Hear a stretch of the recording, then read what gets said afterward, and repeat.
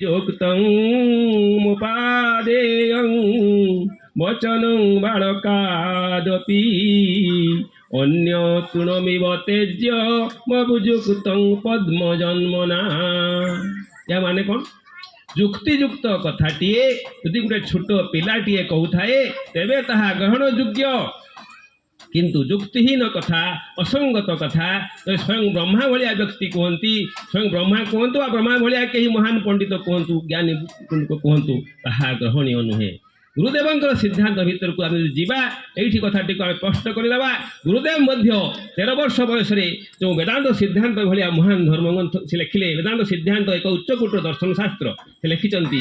ସିଏ ମଧ୍ୟ କହୁଛନ୍ତି ନିଜେ ତାଙ୍କ ବହିରେ ମଧ୍ୟ କହୁଛନ୍ତି, ମୁଁ ଲେଖିଥିବା କଥା ଗୁଡ଼ିକ ଯଦି ଅସତ୍ୟ ହେଇଥାଏ, ଅଯୁକ୍ତିକର ହେଇଥାଏ, ଅସଙ୍ଗତ ହେଇଥାଏ, ସେଗୁଡ଼ିକୁ ତୁମେ ପଢ଼ ନାହିଁ, ସେଗୁଡ଼ିକୁ ତୁମେ ଫିଙ୍ଗି ଦିଅ, ଜାଳି ଦିଅ, ପୋଡ଼ି ଦିଅ। ଦେଖନ୍ତୁ, ଏଭଳିଆ ଗୁରୁ ସାରା ପୃଥିବୀରେ ବିରଳ। କେହି ଏଭଳିଆ ଗୁରୁ ଏପର୍ଯ୍ୟନ୍ତ କହିନାହାନ୍ତି। ସମସ୍ତେ ଗୁରୁ କହୁଛନ୍ତି ମୁଁ ଯେଉଁ କଥା କହୁଛି ତୁ ତାକୁ ଆଖି ବୁଜିକି ଗ୍ରହଣ କରିନେ, କିନ୍ତୁ ଗୁରୁଦେବ କହିଲେ କ'ଣ? ମୁଁ ଯେଉଁ କଥା କହୁଛି ତାହାକୁ ତୁ ବିଚାର କରି ଗ୍ରହଣ କର, ତ ବିବେକ ପଚାର, ତୋତେ ନିଜକୁ ନିଜେ ପଚାର, ତାହା ଯଦି ଯୁକ୍ତିସଙ୍ଗତ ହେଇଥିବ, ସୁସଙ୍ଗତ ହେଇଥିବ, ତାହେଲେ ତୁ ଗ୍ରହଣ କର, ନହେଲେ ଗ୍ରହଣ କର ନାହିଁ। ମୁନି ସମାଜକୁ ଯେତେବେଳେ ଆମେ ଆସିବା ପାଇଁ କହୁଛେ, ଆପଣମାନେ ସତ୍ସଙ୍ଗରେ ବସନ୍ତୁ, ସତ୍ସଙ୍ଗରେ ବସିକି ଏ କଥାକୁ ଶୁଣନ୍ତୁ।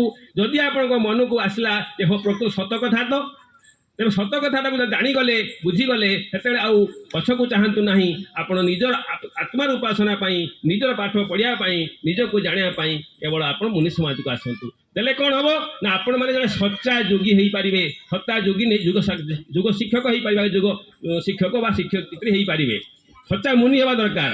ତେଣୁ ସେ ଗୁରୁଦେବ ମୁନି କହୁଛନ୍ତି ସଦସ୍ୟ ବନନା ଆସାନ ହେ। ମୁନି ସମାଜରେ ସଦସ୍ୟ ବନିଯିବା ଭାରି ସହଜ, କିନ୍ତୁ ମୁନି ବନନା ଇତନା ଆସାନ नहीं है। କାହିଁକି ଏ କଥା କହିଲେ ଜାଣିଛନ୍ତି? ଏ କଥା ଯେ ସଦସ୍ୟ ହେବାଟା ଅତି ସହଜ। ସାର୍ ମୁଁ 200 ଟଙ୍କା ଦେଉଛି, ମୋତେ ଆଡ଼ମିସନ୍ କରିଦେବ, ହେଇଗଲେ। କିନ୍ତୁ ମୁନି ବନିବା ଏଟା ସହଜ ନୁହେଁ। କାହିଁକି?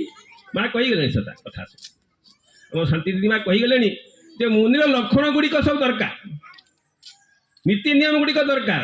ସେଗୁଡ଼ିକୁ ଯଦି ଆମେ ପାଳନ କରିବା, ତେବେ ଯାଇ ଆମେ ପ୍ରକୃତ ସଚ୍ଚା ମୁନି ହେଇପାରିବା ଏବଂ ପ୍ରକୃତ ସତ୍ୟକୁ ପାଇପାରିବା। ନହେଲେ ଆମେ ସେଇ ଅନ୍ଧବିଶ୍ୱାସ କୁସଂସ୍କାର ଭିତରେ ଆମେ ସେଇ ଘାଣ୍ଟି ହେଉଥିବା। ତେଣୁ କେତେ ଜଣେ ନିଷ୍ଠାପର ଗୁରୁ ଥିଲେ ଏବଂ କିଭଳିଆ ଜଣେ ସେ ସତ୍ୟର ପ୍ରଚାର କରିବା ପାଇଁ ନିଜର ଜୀବନକୁ ଉତ୍ସର୍ଗ କରିଛନ୍ତି। ଜୀବନୀ ବିଷୟରେ ସଂକ୍ଷେପରେ କହିଗଲେଣି ଅନେକ କିଛି କଥା, ଆପଣମାନେ ବି ଜାଣୁଥିବେ, ତାକୁ ମୁଁ ମାନେ ଆଉଥରେ ତାକୁ କହୁନାହିଁ। ତେବେ ସଂଘର୍ଷମୟ ଜୀବନ ଭିତରେ ଯେଉଁ ସତ୍ୟକୁ ସେ ଉପସ୍ଥାପନ କରିଛନ୍ତି, ଯେଉଁ ଆତ୍ମାର ମହିମା ଗାନ କରିଛନ୍ତି, ଆତ୍ମାର ପୂଜା କଥା କହିଛନ୍ତି, ବା ନିଜର ବିଦ୍ୟା ନିଜକୁ ପଢ଼, ନିଜ ପାଠ ନିଜେ ଶ୍ରଦ୍ଧାଏ। ଶ୍ରଦ୍ଧାଏ ମାନେ କ'ଣ? ସେ ଦେଇଛନ୍ତି ସାଧନ, ସତ୍ସଙ୍ଗ, ଶ୍ରଦ୍ଧାଏ। ଶ୍ରଦ୍ଧାଏ ମାନେ ନିଜକୁ ପଢ଼ନ୍ତୁ। ନିଜକୁ ମୁଁ କେମିତି ପଢ଼ିବି? ନିଜକୁ ଚିନ୍ତା କରନ୍ତୁ, ମୁଁ କିଏ? ମନ ଚିନ୍ତନ କରନ୍ତୁ। ଶ୍ରଦ୍ଧା ନିଜକୁ ନିଜେ ଅଧ୍ୟୟନ କରିବା।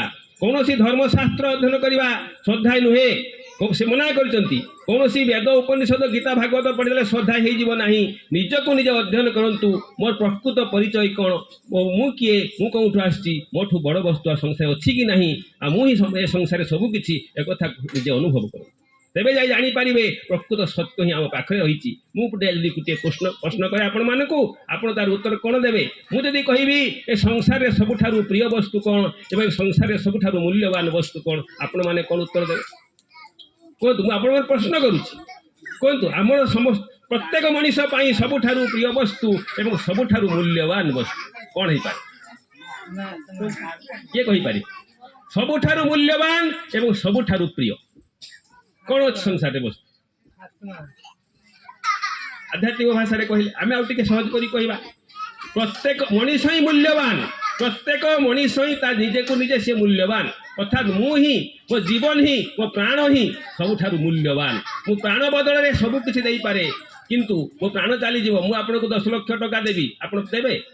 ଆପଣ ଗୋଟେ ହାତ କାଟି ଦେଉନାହାନ୍ତି, ମୁଁ କହିବି ମା ଗୋଟେ ହାତ ମୋତେ କାଟି ଦିଅନ୍ତୁ, ଏଇ ଡାହାଣ ହାତଟା, ମୁଁ ଆପଣଙ୍କୁ 10 ଲକ୍ଷ ଟଙ୍କା ଦେବେ? ଦେବେ ନାହିଁ। ମୁଁ କହିବି ଆପଣ ଗୋଟେ ଆଖି ଦିଅନ୍ତୁ, ଗୋଟେ ଆଖି ମୋତେ ଦେଇ ଦିଅନ୍ତୁ, ମୁଁ ଆପଣଙ୍କୁ 5 ଲକ୍ଷ ଟଙ୍କା ଦେବି, ଦେବେ?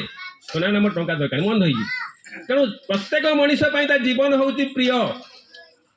ପ୍ରତ୍ୟେକ ମଣିଷ ପାଇଁ ତାର ଯେ ଜୀବନ ହେଉଛି ପ୍ରିୟ, ସେଇ ଜୀବନ ହିଁ ସବୁଠାରୁ ମୂଲ୍ୟବାନ।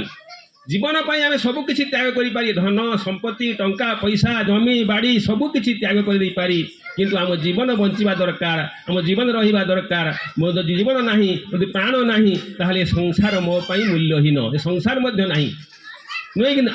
ଆପଣମାନେ ଚିନ୍ତା କରନ୍ତୁ। ତେଣୁ ସେଇ ଜୀବନ ଦେବତାକୁ ପୂଜା କରିବା ପାଇଁ, ସେ ଜୀବନ ଦେବତାକୁ ଜାଣିବା ପାଇଁ, ସେ ଜୀବନ ଦେବତାକୁ ରହସ୍ୟକୁ ଆମେ ଜାଣିବା ଉଦ୍ଦେଶ୍ୟରେ ଗୁରୁଦେବ ଆମକୁ ମୁନି ସମାଜ ସ୍ଥାପନ କରିଛନ୍ତି।